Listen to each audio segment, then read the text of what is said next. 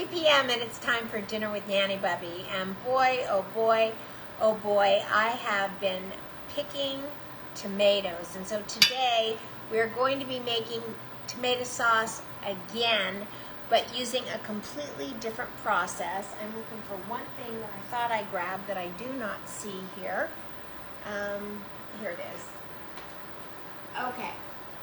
So the difference between today's tomato sauce and Monday's tomato sauce is we're actually going to be parboiling them and skinning them, and then we're going to be seeding them. So what we did on Monday is that we diced them, we pureed the San Marzanos. Hey Lene, nice to see you. Hey Nancy, everybody's back for the tomato sauce experiment, doing a second way today. We diced them, then we pureed them. And the sauce and the seasonings and everything about it was truly delicious. Here is what I felt about it. I felt like, number one, the seeds and the visual of all those seeds was off-putting slightly. Now, if you're, putting it like maybe into a lasagna or something where you're not going to see the sauce, it wouldn't have mattered. But it was bothersome to me to see all those seeds. So today we're going to skin them, we're going to seed them, and I really actually learned a great deal about just jumping in with your hands. Probably take off your jewelry, which I forgot to do and I will, and just breaking into them, skinning them, seeding them with your thumbs, and just going for it. So I have brought this water to a boil. There we go. Let's put this down here. Hold on just a minute, let me shut this door.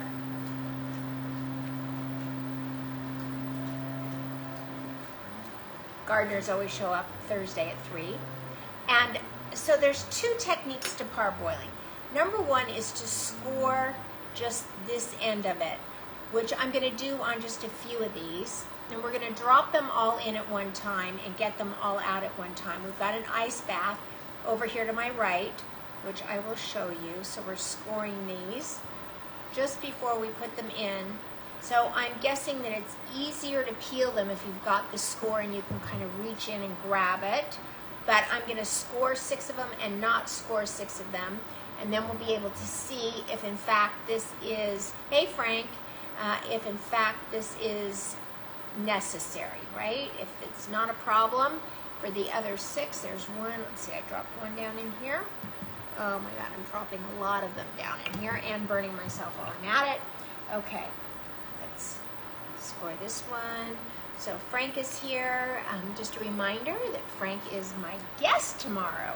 Okay, here's 6 more. So if you're ready, let's take the 6 that I have scored. Let's get them in here.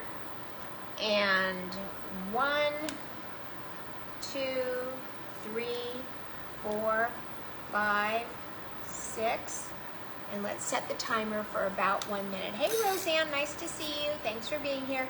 We're just gonna let these go in boiling water. Well, that was a little too soon. Let's do it again for about a minute, about 30 seconds now, so let's see what happens. All right, somebody count to 30 and then give me, hey Heather, give me a thumbs up so I know when it's time.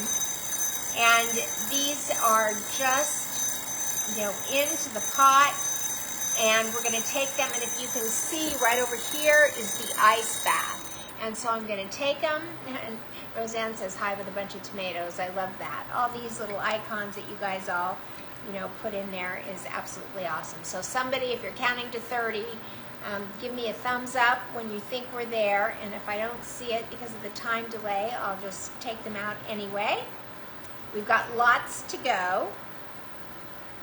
So there we go. All right, I'm thinking it's time to take them out. But the skins just don't look shrivelly enough, so I'm gonna, hey Peter Guzman, how are you? Nice to see you. Is it hot enough for those of you from Vegas out there? Oh my gosh, right? Pretty soon those thunderstorms are gonna start. So, okay, let's grab these. We've got a little spider here. And we're going to drop these into the ice bath. The ice bath stops the cooking. Okay, so I'm going to test these, and I want to see, okay, so this one these skins are just coming right off. Look at that, right off. So into the bowl, look at that, just came right off. And that was a scored. That was a scored tomato. This one is not a scored tomato. And I don't know, the time it takes just to get it peeled. Let me grab this, hold on just a minute. I think I need just another plate to stack these on. Put these right here. It's gonna fall off. Okay, just a little bit more. Just take these. And so I don't know that the scoring is that necessary because the skins come right off. There we go. So we're gonna take the next batch. And I like doing this. Hey Teresa, nice to see you. I thought I was melting as I did some gardening. I know. I actually was gardening this morning, and can I tell you, that's where I got all these tomatoes you saw me post. So let's get another 12 in here. 1, 2, 3, 4. And honestly, I am so tired right now, and I'm like, why am I having such a low right now? And I realized it was because I was out in that heat, even though it was 5 o'clock this morning or 5:45, and I'm just spent. And you know, the other thing is that gardening is a physical job. Farming is a physical job. And so, you know, you have to be ready to have, you know, some good, strong nourishment. So I put more than 12 in there. Good, strong nourishment, and take care of yourself when you're out there doing it. So this has blossom rot on it. If you can see that, that's not the stem. That is the stem side, and that is what's called blossom rot. And it actually means that there's not enough calcium, so I'm not going to use that one. Not enough calcium in the soil. So for those of you that do grow, and you see that at the bottom of your tomatoes, just know that that is blossom rot.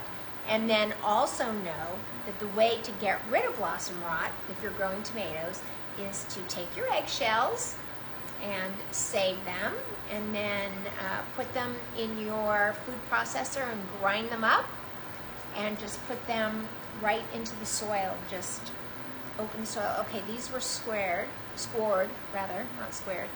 Just put your eggshells right into the soil, and it will keep your blossom rot from happening. So I don't know how many of you knew that. I don't know, Roseanne, if you knew that, but eggshells are tomatoes' best friend next to basil. So when you think about companion planting, which means planting items next to each other that are compatible and keep bugs away, believe it or not, basil is about the most important plant you can plant next to tomatoes. And isn't it funny how we love tomato and basil, right? Basil in all of our tomato recipes and all kinds of stuff. So if you cut the blossom rot off. So I had a bad experience with blossom rot last year, but I was told that my San Marzano tomatoes in their first season are never good. And when I bit into the ones that had the blossom rot, they were just so dry and miserable. So I didn't like them. So hold on, let me just grab some ice cubes. I've got an ice maker over here. 1 minute.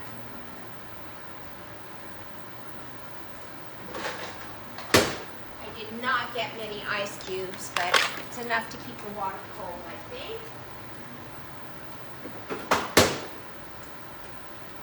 Okay, so I don't know, Roseanne. I think that my experience, here's another one with the blossom rot. I think that my experience was more about the first season of the San Marzanos, but I just don't know. And I just don't want to put them in my sauce if they're not going to, if you're not going to use them. And Lene said, great information on the basil. Yeah, it's a great companion plant for the tomatoes. Keeps the bugs away. Okay, let me put in some more over here. So I am surprised at how easy these are actually skinning when I'm not minding it. You know, sometimes it's like trying to peel a label off. You keep going and going and going, and you cannot get that label off. And so it really, as you can see, without scoring them is really quite easy. And what I can hardly wait to do is to break into these, because what I really learned is I started with a grapefruit spoon to skin them. I don't know what I thought I was doing. I started with a knife. I started with all kinds of things, and the silly thing about that is that it was all about working with your hands. It was all about just grabbing your thumbs. I mean, look, the first thing you want to do is not get a manicure the day before you're working and doing all these tomatoes. But it really was, at the end of the day, I felt so fulfilled. There's Biggie saying hello to everybody. Okay, hold on. Turn this off. So I've started over here. I have started the onions and the garlic so that we can continue on with the sauce once we get them seeded, which I know took a great deal of time. So these are all cooking away. Here I am. And we're just going to continue peeling, and then I'm going to show you how I'm going to seed them. And I'm really kind of excited about that. So did I say hello to Teresa? I think I did when I saw her. Yes, Lene says that she's added the eggshells before, which is great. And I will taste these root rot San Marzanos. I've been told that you can just cut the root rot right off. It's just a lack of calcium, but I have, believe me, I have so many, I'm not gonna miss them. Okay, so just reach right in. You can see that, and the skins just come off. Now, I don't know if the skins will come off as easily, there we go, on the cherry tomatoes, but we're getting the San Marzanos done first because we're gonna puree them and get those into the pot. So we've got one more batch to go on the cherry tomatoes, and then we'll seed them, and we'll be off to making the sauce, which is great. So the sauce was delicious, I will tell you. I made a chicken parmesan with the sauce, and I just loved every minute of it. Sorry about Bubby there. He'll calm down. I made chicken parmesan. I froze 2 quarts of it, and I wrote on the top with seeds so that I would know the difference. So I don't know how many of you saw it, but Lene did receive her cheese basket today. She posted in our gather group that the basket came. I was happy to see, and it looked amazing. Teresa made a comment about there being, I can't remember what kind of cheese you said, Teresa. There was some great cheese that she noted in the batch. And I was wondering, did the cheese board come with it, Lene, or was that yours? Because, I don't know. But anyway, Frank, did you check to see if yours came? Just wondering if Frank checked, because he's going to use it. So speaking of Frank, Frank is my guest tomorrow. I have never met Frank before in person. I've never actually even seen them. Oh, that was yours. Okay, great. Cheese curds, right? Cheese curds. That was awesome. I don't know what to do with cheese curds, Teresa. I feel like you know. And Teresa, you also have to tell us. Oh, no cheese tray was with it. No, I didn't think so. It was just meant to be a basket, and that was it. Yeah, it does. It really does look great. They were very generous and very nice. I hope you got morning delivery. Lene, tell me that you did. I'm sure you did, because I saw your post, and I saw it like 2 hours after you posted. So these have actually been in that water just a little bit long because I had so many here. So let me get them out. But I can't imagine that stewing them just a little bit is a bad thing. So I wonder, did you guys see that 18-inch cucumber? Oh, good, yours came, but I'm not able to see it until tomorrow. I know. So Frank, where are you exactly on your travels right now? Inquiring minds want to know, and we all want to know what you're eating while you're on the road. Something hopefully good. And tell us tomorrow, are you going to make a recipe when I'm interviewing? Exactly what do you have planned? Tell us that. Okay. And Teresa, tell us about the cheese curds, because I'm very busy right here, right now, concentrating on getting these My head is down and I'm just plopping all these into the water. And so let's talk cheese. It arrived about 10 a.m. I was out and saw my ring. I ran home immediately. That's awesome. Okay, that is awesome. And how is grandmotherhood going? Lene, we've got all of our gatherers who we're all getting to know each other and know exactly what's going on in each other's lives. And that's what community is all about. So I'm so happy about that. Okay, here we go. Just getting these cherry tomatoes in. I don't want to put in too many and too fast. Okay, here's a bad one. Okay. All these in. Okay, here we go. Plop, plop, plop, and then we'll be done. Okay, all right. Let's get these all peeled. Here I am again. Okay. Can you see the ice bath? Well, the problem with the ice bath is that it is starting to get just a little bit warmer, and I am out of ice, but we will just power through and hope for the best, right? It's a lot of ice to have on hand when you are doing this. So, go. So I just don't feel like stopping down to score every one of these unless you want to give someone you're cooking with, you know, a job to do while you're peeling them and parboiling them. And that would be a nice way to sort of cook as a partner in the kitchen, which I love. I love partnering and learning in the kitchen. So cheese curds are a chewy kind of string cheese, really. I did not know that. I feel like, I always kind of felt like cheese curds were like a big cottage cheese, like a big curdled cottage cheese, if you will. I don't know if I'm right on. And Frank is in Ontario, California, so he's not too far away. And how many days have you been out on the road, Frank? Tell me that. Oh, okay, we're getting there. So I'm very happy that these came morning delivery. I was really adamant about that because I used to get a food delivery and in July, and it ended up out on my step at 3 in the afternoon because go figure, that particular FedEx man just decided not to open the gate and put it in the shade. And it was marked perishable, and so by the time I got outside in July, 5 in the afternoon, it was just too much. Just too much. It was gone. And I was getting it in order to do Channel 8, so I just had to run out and go rebuy it all. Okay, let me get these out of here, these little cherry tomatoes, into the ice bath. So I don't know if this feels boring to you, because you're watching me go through this whole process from start to finish.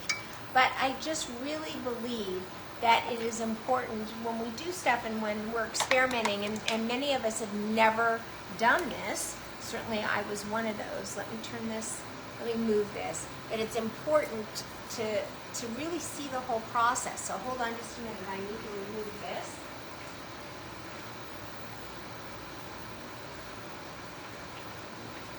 Okay, let's take the water off the burner. Turn this off.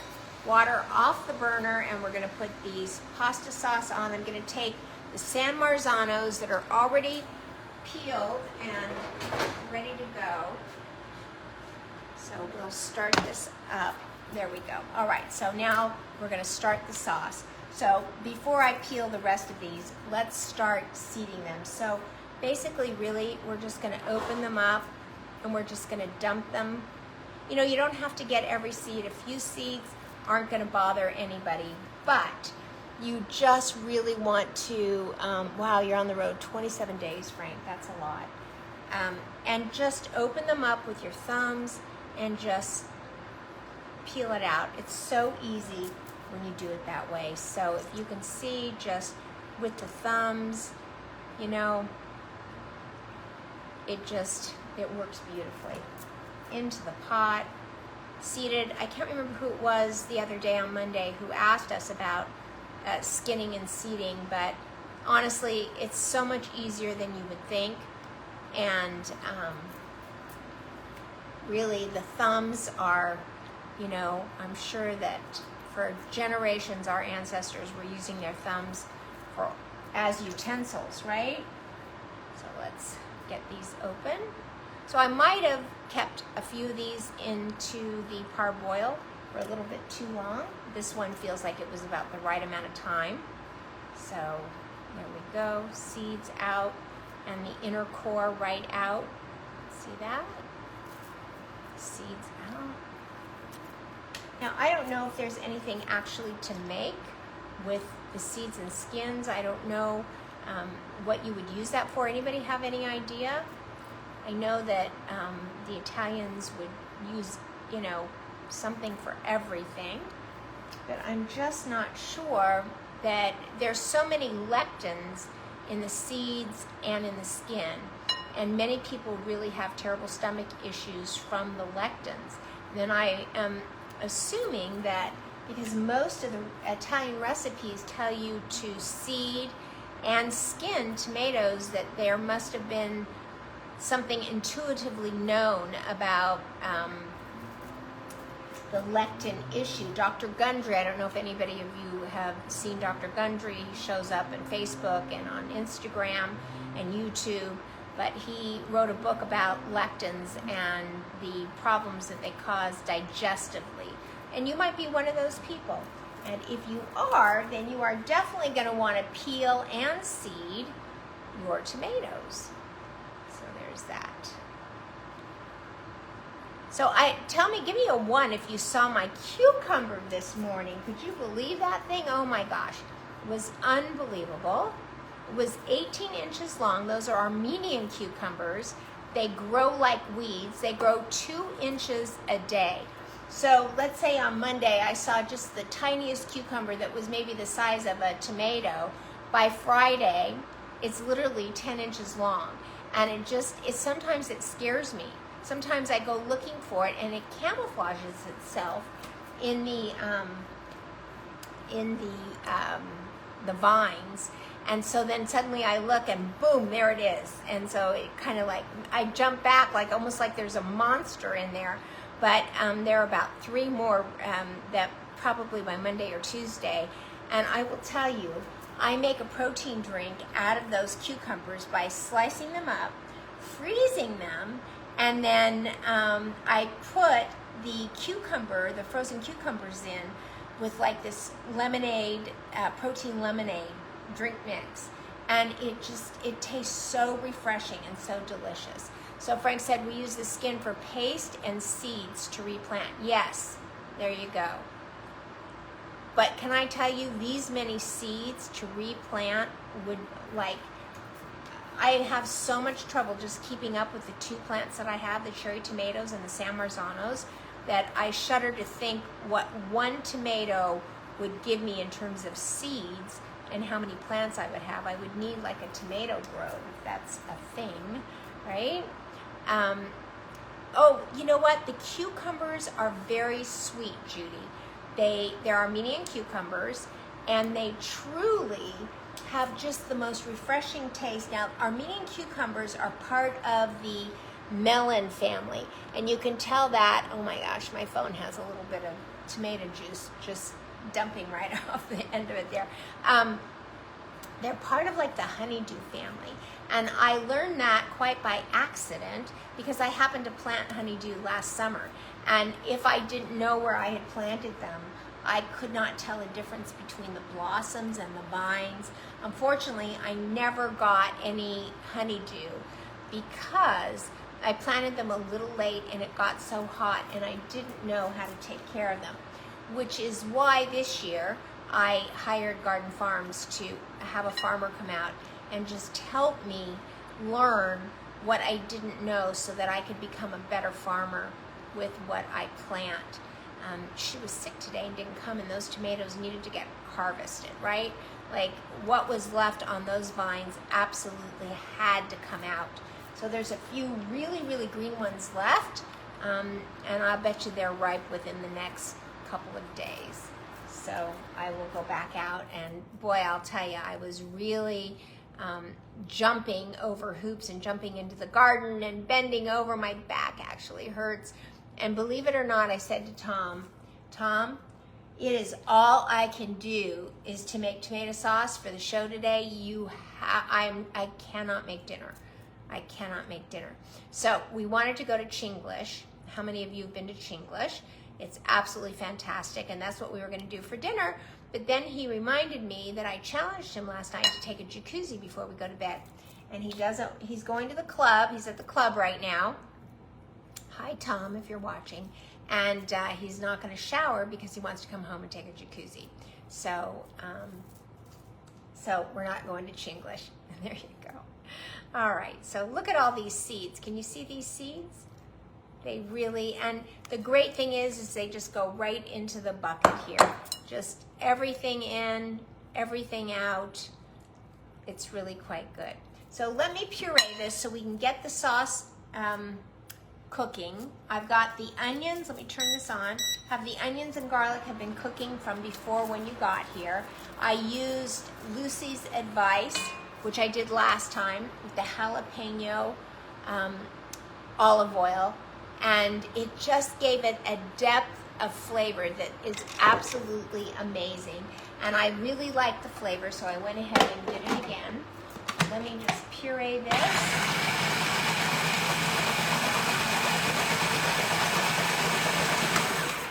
There we go. As easy as that. And into the pot we go. There we go. At least we can turn up that fire and get it cooking. So I'm just going to show you some of the things that I am going to put into the sauce as I did last time, just in case we run out of time here. Okay, so let's turn towards the sauce. So I believe that the tomatoes that we had were just, they're so rich that the acid is very prevalent. And so I only put 1 carrot into the sauce on Monday, but I'm going to put 2 carrots into this sauce because I really believe, I don't want to put sugar in, but putting the carrots in is great. We put in a rosemary, which I need to rinse. I just brought it in from outside. There we go. Okay, and let me, I'll just bend it for now, pull it out maybe a little bit later. One of the keys to the really outstanding rich flavor is the oregano. So this is oregano, and this time I'm using dried.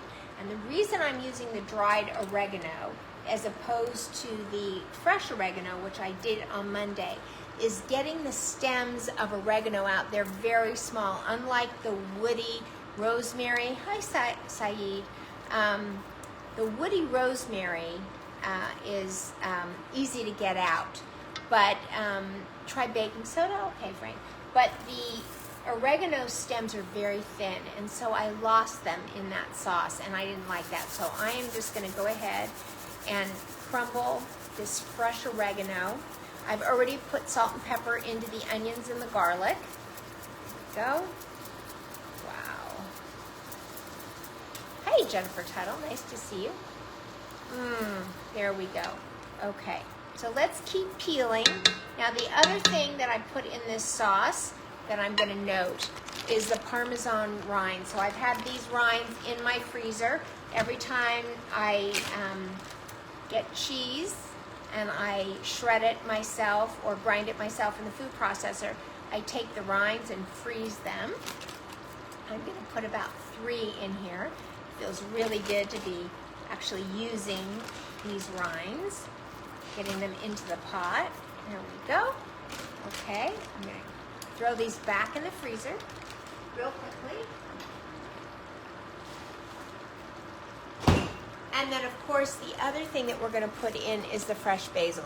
So I want to talk to you about the fresh basil. So I've had this basil in my refrigerator for a while, and it's starting to turn brown. And frankly, I think that's probably the best basil to throw in, because you don't want to use it actually in recipes. You're just going to let it cook. The stems are nice and thick. You're just going to reach in and pull out the vines. There it is. That's not even good enough to throw in. And just another big stem. Turn this down one till I can get some more puree in there. And let this just all start simmering together. So that's it. That's what's in it. And we're going to continue on to seeding, and we're gonna puree the rest of these. And I'm gonna show you though how we're gonna dice the cherry tomatoes, which is a little bit different than the way that I'm peeling the San Marzanos. So again, San Marzanos, this is a San Marzano style tomato, but the real San Marzano tomatoes are only San Marzano if they are grown in San Marzano. I learned that on, how many of you saw the CNN series, I can't remember the guy's name. Roseanne, you saw it. What is his name? He went back to Italy. I know you mentioned it. Tucci, Stanley Tucci takes on Italy. And Stanley Tucci went to San Marzano and he talked to the farmers in San Marzano, and they made it very clear that San Marzano tomatoes are only grown, there you go, thank you, Judy. San Marzano tomatoes are only grown in a certain area of Italy called San Marzano. I think it's something like a small 2 square mile area where they say that the humidity and the ocean breeze and the earth and is absolutely perfect. Look at how beautiful that came apart and the insides out, so nice and meaty. And so all these other tomatoes need to be called, yes, best series ever, Judy. They need to be called San Marzano style. Now there's a couple of canned tomatoes that actually come from San Marzano, and you find them, I found them at Whole Foods, but you have to be very, very, leery. So I found these seeds, and these seeds were called San Marzano seeds, and I was so excited because I love San Marzano. And I thought, oh my God, I am growing San Marzano tomatoes. It was very dramatic for me. And then I found out I'm just growing San Marzano style tomatoes because my house is not located in San Marzano. And there you go. But I love them just the same. Okay, we're getting there. They're hanging into the food processor, and it was the best series. It absolutely, I thought Stanley Tucci did a remarkable job. Who knew he was so talented, and he's so thin and fit? Who knew? I mean, you can't look at him and think he ever has a morsel of food in his mouth, and certainly not so much pasta. So that was really fun to watch. I love that he was willing to take his ex-wife, or he and his first wife had a favorite place, and he took his ex-wife, or his new wife there. The volcano in San Marzano, yes, it makes, it's because of the lava soil. I mean, lava is something that just, it's like the onions in Maui and in Hawaii. Those, hey Lucy, we're making your recipe that you posted in Gather with Nanny Bubby. It makes those Maui onions so tasty because they're in that volcanic soil. Also, one of the other things is when there's a forest fire, it actually fertilizes the soil. And so brand new little seedlings grow faster in the ash than just like the volcanic ash. So yeah, there's so much volcanic ash in that area. Okay, so I've got some more, and let's peel them. So Lucy, I'm not sure if you were here on Monday, but what we did is we made the sauce the way that you recommended, which was just dicing them and pureeing some of them. We did not seed them, we did not skin them, but I would, because this was my first time ever making sauce from fresh tomatoes, is I just was not convinced what the difference would be. And so on Monday I announced to everybody I was coming back on Thursday, and we were gonna find out how hard it was. Hey Debbie Hal, so nice to see you, I haven't been here in a while. That I would go ahead and seed them and skin them, and that's what we're doing right now. I wish I had somebody in the kitchen with me who could seed these for me, or peel them, or score them. I think if they're scored, they might peel just a little bit easier, faster. Here is, well, this tomato is not quite ready for prime time, but we'll probably include it anyway. So when you are doing your tomatoes, when you pick them, if in fact they start blushing, which is they're not green fully green, but they start to have just this little white area where it's turning from green, and it goes from green to yellow to, look at that funny tomato, from green to white, and then to yellow to orange, and then to red. But as long as those tomatoes are blushing, you can pick them, because tomatoes are one of the few things that ripen off the vine as well as they ripen on the vine. So that is the best kept secret of tomatoes. If you pick them when they're green and they have not started to blush, they are never going to turn.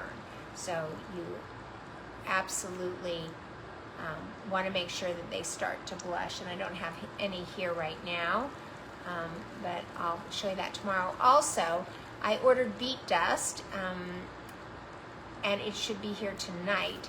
So I have an update that I will do tomorrow when I'm interviewing Frank on the beet salad that I made. And I will tell you that the blue cheese, whipped blue cheese, which was whipped with blue cheese, or excuse me, Roquefort, and cream cheese, that once I hit that into the refrigerator for about an hour, it firmed right up, and I was able to make a nice little, you know, the little balls that I made of the blue cheese or the Roquefort looked about just like the San Marzanos. They were in this oval shape like the San Marzanos. Also, I am peeling down, I think. I thought I was, Lucy. We score them with an X on top and peel down, yes. So that was the other thing, Lucy. I scored 6 of them, and I did not score 6 of them. And if I had someone else in the kitchen that was working with me, I think I would have them score them, and then I could do the peeling, or, you know, but it just took an extra second or two to peel them without being scored than it did from scoring them. And in the interest of the magic of Facebook Live, I decided not to score them, but I think I might in the future. It would be a cute little partnership to do. Indeed it would. So let's talk about the summer barbecue tournament. Tomorrow, I picked the winner of the tournament. So you've got until tomorrow at noon, to get your recipes or pictures posted. Remember, we're not just looking for a picture that you have from your own cookbook, but we are looking for, if you're even just posting a recipe, right? You take a picture of an old recipe card, or a recipe out of a magazine that you've been using all these years, but just tell us why you're posting that. That's okay, Lisa, nice to have you here. Why are you posting that recipe? What memory do you have from the recipe? Who gave you that recipe on the recipe card? Just give us a nice narrative as to why you're choosing that, and then it automatically enters you to win. It's not Instagram, it's Facebook. So it's not just about pictures, it's really about in the gather group, posting what it is that you love about the recipe, when you made the recipe, who shared the recipe with you, and then of course, let's post pictures of it as well if you happen to be making it. Now, the new contest, which is Summer Barbecue Salads, starts right after the show on Friday. And so over the weekend, so we only had 5 days for everybody to post on the appetizer snacks. But now we will have a full 7 days. So we'll have starting Friday at right after the show at 4 o'clock. And you can start, if you're barbecuing over this weekend, and God only knows, I hope it's cooler for everybody across the country. And we will have all Friday night, all the way through next Friday afternoon, and then I'll pick a winner next Friday. Again, the winner gets to cook with me on Wednesday, live on the air, and then at the end, the 8 winners will put their names in a hat and draw a winner, and the winner of that actually will win a Temecula olive oil gift from Nanny Bubby.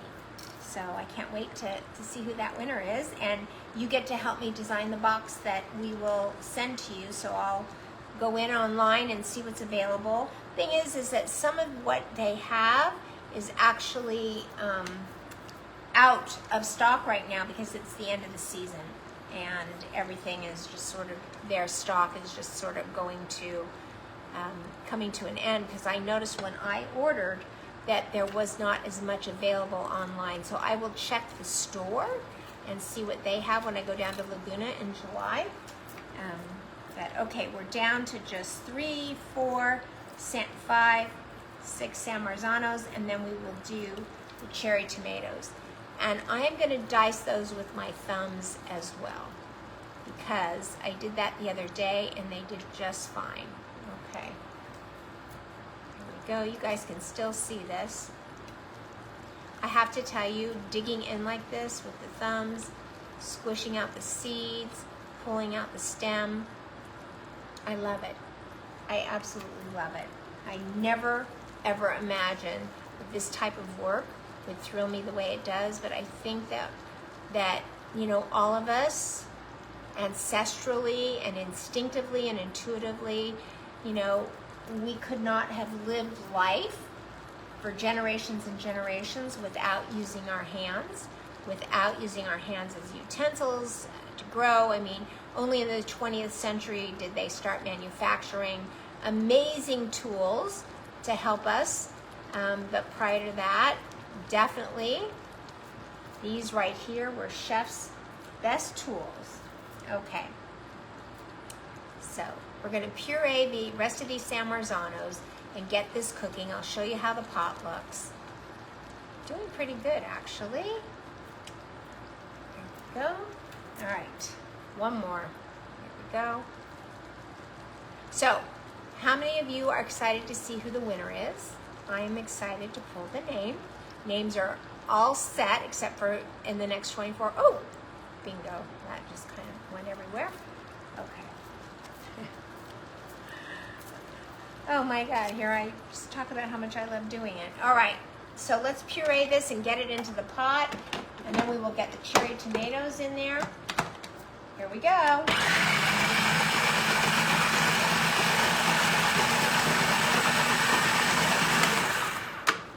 Now, Frank noted that when you puree it for too long, which I just did, it gets sort of a pink hue. But what I have found is that if you have the skins off, these are not getting near as pink as with the skins on. So, now I will tell you that there is quite a bit of juice, like watery juice, that is in. Okay, so let's take a look at this. So believe it or not, there's a lot more that needs to, do you see that? So this pot was completely full with the same amount of tomatoes that I used. And in this pot are still quite a few seeds, believe it or not.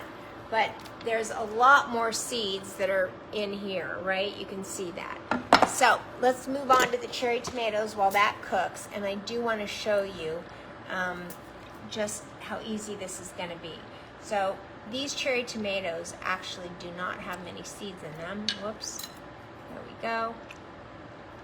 And I am just going to pull out those seeds, and I'm just going to tear them right into the sauce. There we go. These are really peeling nicely and pop. They're like popping little balloons, and just sort of wipe out the seeds and just kind of squishing them. So this part goes rather quickly because the cherry tomatoes are so easy and they're just great. Well, I hear more ice coming out of there, so if I have to boil the rest of these tomatoes, I'm going to do it. And now I'm just tearing them to go into the pot without pureeing them. So I'm just going to turn a little bit so you can see the drop. Here we go. So there we go. Okay, well, I think I'm going to go through the the rest of these. And yes, thank you, Lisa. The color really is gorgeous. And get these into the pot. And I think that we've got, again, onion and garlic. I did saute the onion as I did on Monday, like Lucy suggested, with the jalapeno olive oil, which I absolutely adored. I thought the depth of flavor that it added was just, you know, just fantastic. I did onions and garlic. Then we did the Parmesan cheese rinds, as well as whole basil, whole rosemary. We did dried oregano this time because I found it difficult to get the stems out. There we go. Your Italian parents would be so proud of me. Thank you so much, Lucy. I think even my Jewish grandparents would be proud of me. My grandparents loved Italian food, and my grandfather was a really good Italian food cook. But funny enough, my father-in-law was an amazing cook. So my father-in-law was 100% Italian, born in Sicily.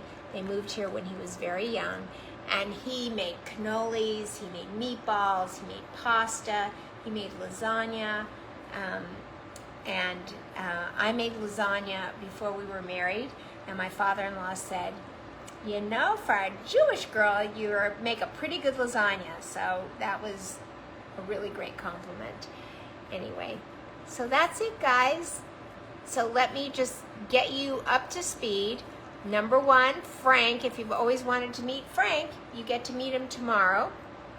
We're doing an interview with Frank tomorrow at 3 o'clock. He's going to talk about a taste of Brooklyn. He's going to tell us how he came to drive a truck all over this country, over-the-road driver, and then write a cookbook. He's from Brooklyn, obviously, which is why it's called A Taste of Brooklyn. And we'll get Frank's story. And I'm really happy to meet Frank in person, although I have to tell you, I feel like we all already know him. We have to keep our eye on him, though, because he'll post pictures. And yes, and I know Frank is very excited, too. And we're happy to have you, Frank. I also want to know, if you are driving over the road every day at 3 o'clock, how is it you can text and comment, and are you voice texting, or how are you doing that, Frank? Why don't you tell us that before we go? The other thing is that starting tomorrow, right after the show ends, you are going to go right into the next week's contest, which is barbecue salads that you put out for a good barbecue. So, oh, logo you post, not mine. Oh, really? Okay.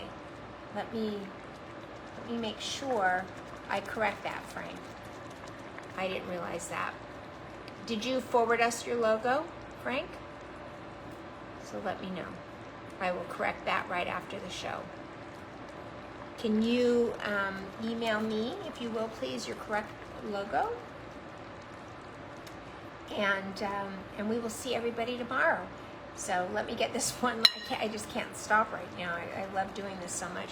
Let me get this one last cherry tomato in there, and then we can stop and wish each other a great night and meet back here tomorrow at 3 o'clock. And I'm going to take a nap. I am so tired. Okay, so that's it for today.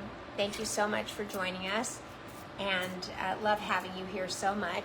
And remember, on the count of 3, ready, go out and, ready, say it together, spread love like butter. Okay, we'll all see Frank tomorrow. We'll see all of you tomorrow. Thank you, Judy. I'm going to keep going here. I'm going to keep going until I have a full pot. Thank you guys so much. Mwah.